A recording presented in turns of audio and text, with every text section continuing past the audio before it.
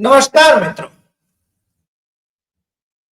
આજે સીધું ને સટમાં ફરીને એકવાર અમેરિકાના પ્રેસિડેન્ટ ટ્રમ્પ ભારતના વડાપ્રધાન નરેન્દ્ર મોદીએ એમને ખાતરી આપ્યાની વાત કરી બેઠા છે અને નરેન્દ્ર મોદી એ વિશે મૌન છે એની આપણે વાત કરવી છે.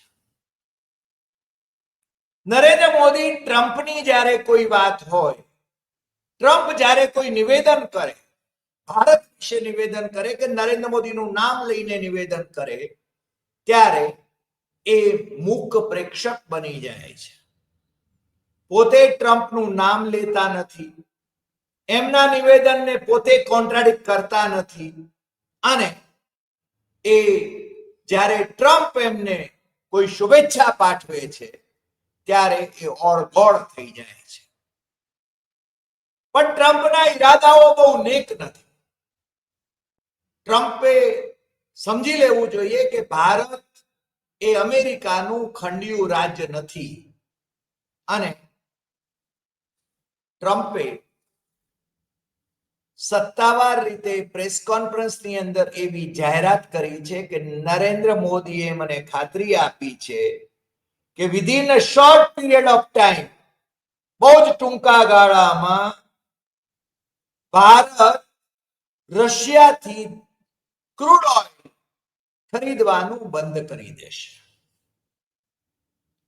નરેન્દ્ર મોદી આના વિશે મૌનમ શરણમ ગચ્છામિ. નરેન્દ્ર મોદી કેમ બોલતા નથી એ પ્રશ્ન તો થયા કરે છે, કારણ કે ટ્રમ્પભાઈ બોલ્યા જ કરે છે.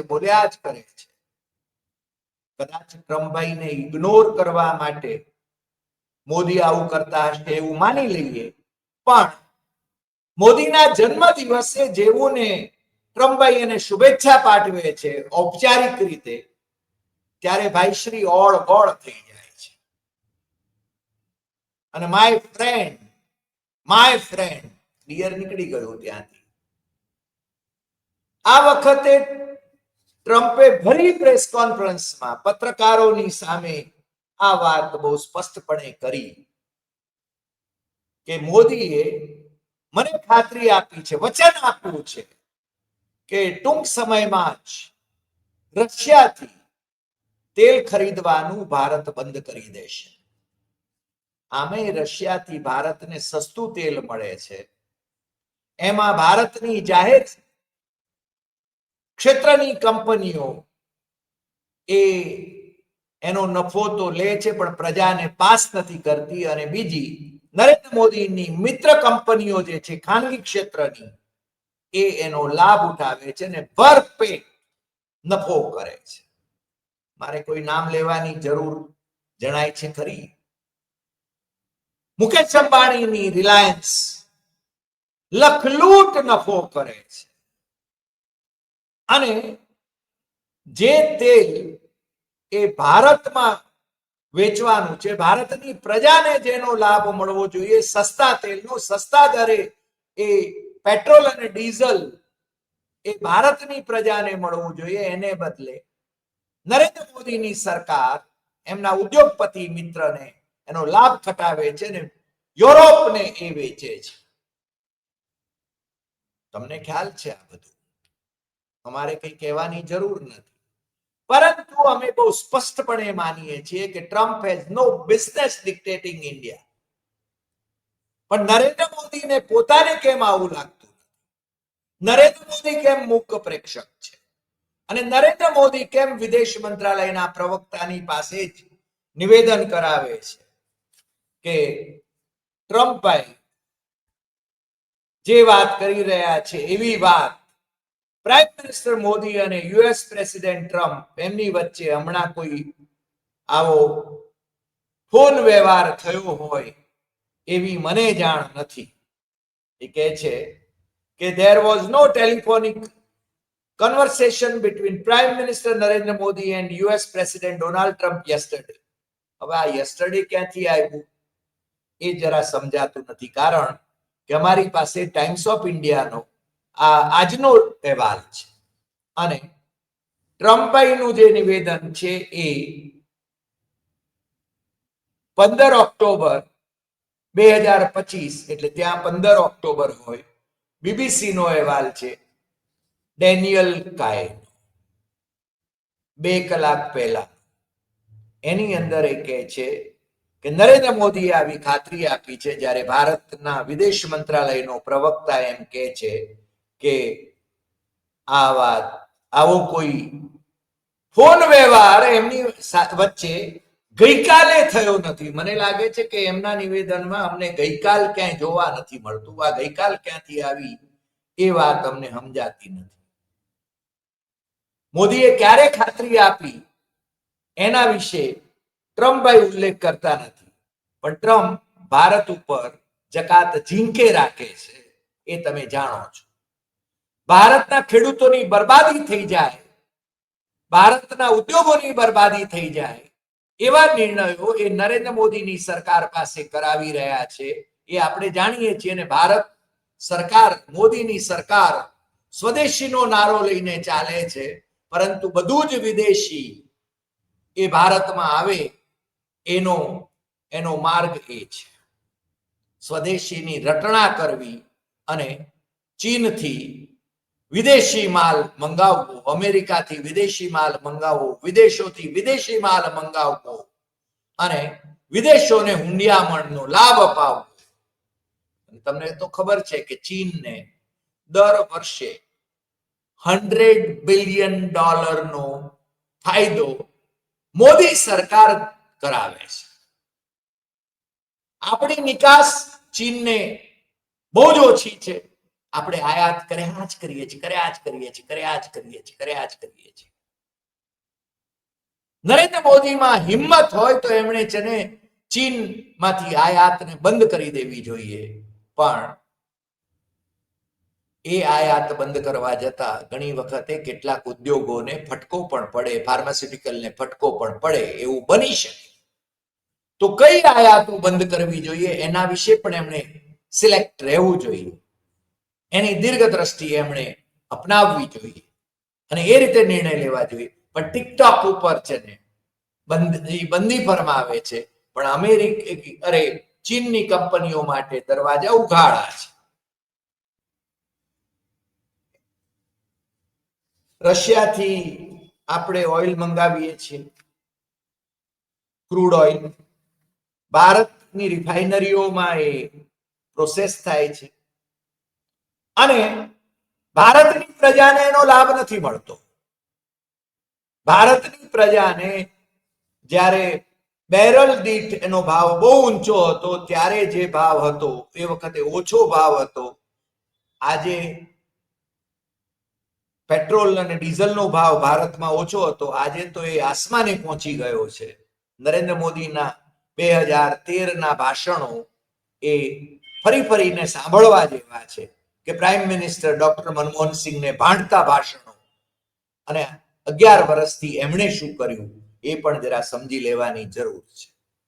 ટ્રમ્પ જ્યારે આવા નિવેદનો કરે છે, યુદ્ધ વિરામના નિવેદનો કરે છે, 50મી વખત એને યુદ્ધ વિરામ નિવેદન કર્યું કે મેં ભારત અને પાકિસ્તાન વચ્ચે યુદ્ધ વિરામ કરાવ્યું. નરેન્દ્ર મોદીએ હરફ નથી ઉચ્ચાર્યો, ટ્રમ્પભાઈનું નામ લઈને વાત નથી કરી. પાકિસ્તાન વતી ચીન ભારતની વિરુદ્ધમાં ઓપરેશન સિંદૂરમાં લડી રહ્યું હતું એ દુનિયા આખી જાણી ગઈ છે. ભારતને પક્ષે કોઈ દેશ ઉભો નહોતો અને છતાં સાહેબનો ડંકો વાગતો હતો એવું એમના ભક્તો માનતા હતા. હવે ભક્તો પણ માનવા માંડ્યા છે કે સાહેબનો ડંકો કઈ વાગતો જ નથી, બોધું ઢોલ વાગે છે. સાહેબનો કરિશ્મા વિલાઈ રહ્યો છે. પણ આ જે ટ્રમ્પભાઈનું જે નિવેદન છે એ નિવેદન વિશે ક્રેમલિન તરફથી એટલે કે રશિયા તરફથી એમ કહેવામાં આવે છે કે Russia could provide good quality oil at a lower price. ભારતને, ચીનને, તુર્કીને એ એના મુખ્ય અને મોટા ગ્રાહકો છે, એટલે એમને quality oil, good quality oil at a lower price એ પૂરું પાડે છે. પરંતુ ભારતની પ્રજાને એનો લાભ મળે એવું નરેન્દ્ર મોદીની સરકાર ગોઠવતી નથી. શું કરે છે એ તમે સમજી શકો છો. India can not immediately halt oil shipment, ટ્રમ્પે કહ્યું છે, adding that the shift will be a little bit of a process, but the process is going to be over with soon. તત્કાળ તો ભારત એમ કે રશિયાથી ક્રૂડ ઓઇલ મંગાવવાનું બંધ નહીં કરે, પરંતુ અમુક સમય પછી within short period of time એ બંધ કરશે. આવું વચન એમના મિત્ર, પાછા એ પણ નરેન્દ્ર મોદીને વિશે મિત્રતાનો જ ભાવ દર્શાવે છે. મિત્રતાનો ભાવ દર્શાવીને ભારતની વિરુદ્ધના પગલા ભરે છે. અને એટલે જ રશિયા એમાં બહુ પડવા નથી માંગતું. પણ નરેન્દ્ર મોદી આને વિશે ચૂપ છે. નરેન્દ્ર મોદી આ વિશે બોલવાનું પસંદ કરતા નથી. એ ભાઈશ્રી કહે છે, બહુ સ્પષ્ટપણે ટ્રમ્પ તો કહે છે, હી એટલે કે Narendra Modi assured me there will be no oil purchase from Russia. I don't know, maybe that is a breaking story. Can I say that? Trump continues, there will be no oil. He is not buying his oil from Russia. It stated, you know, you cannot do it immediately. It is a little bit of process, but the process is going to be over with soon.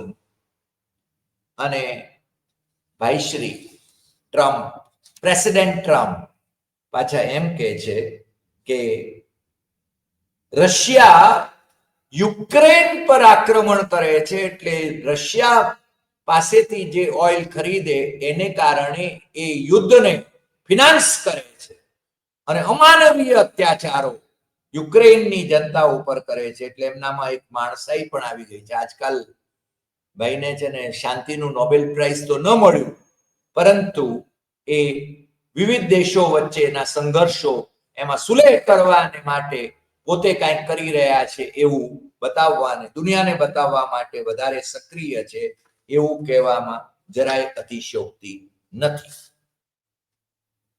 અમે CNN નો report પણ વાંચી રહ્યા હતા, times of ઇન્ડિયાનો report પણ વાંચી રહ્યા હતા.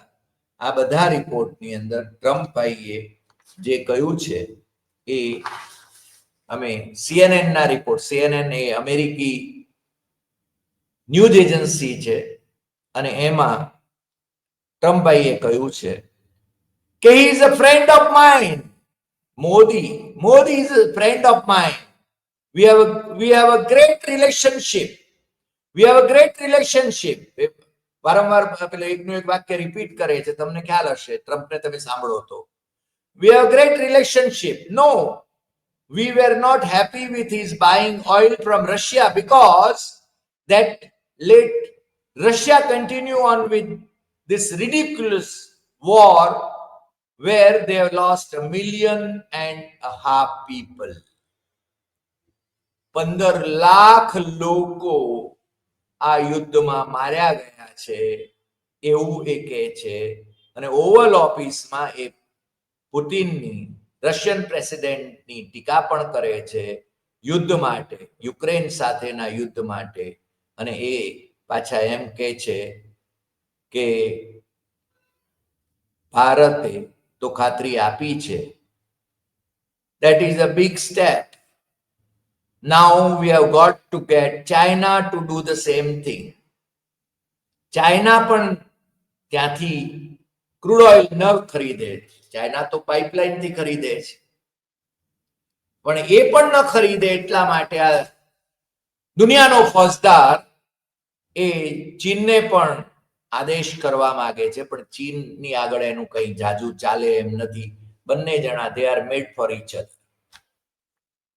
કાં તો એ લોકો મિલીભગત છે, જે રીતે આપણે ત્યાં RSS અને બીજેપી વચ્ચેનો ટકરાવ જે ગણાવવામાં આવે છે, એમાં છે ને એ સોની કજિયા જેવો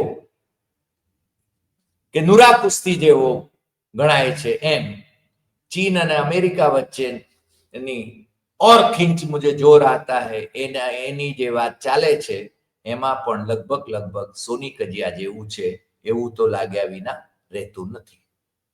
એટલે આ ભાઈશ્રીએ જે નિવેદન કર્યું છે એ નિવેદનની તો આપણે વાત કરીએ છીએ, પરંતુ સવાલ તો અંતે એ રહે છે કે મોદી મૌન કેમ છે. પ્રશ્ન ઠેરનો ઠેર છે કે મોદી ટ્રમ્પભાઈના આવા નિવેદનોનો ઉત્તર પોતે વાળવા માટે કેમ તૈયાર થતા નથી અને વિદેશ મંત્રાલયના પ્રવક્તા પાસે જ એ નિવેદન કેમ કરાવે છે. આનું રહસ્ય એ આવતા દિવસોમાં કદાચ બહાર આવશે ત્યારે દુનિયા આખી ચોંકી જશે, કમસે કમ ભારતીયો તો ચોંકી જશે. આજે આટલી વાત, ફરી મળીશું નવા એપિસોડમાં નવા વિષય સાથે.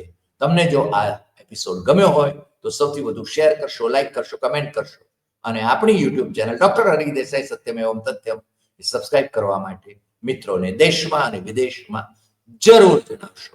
નમસ્કાર.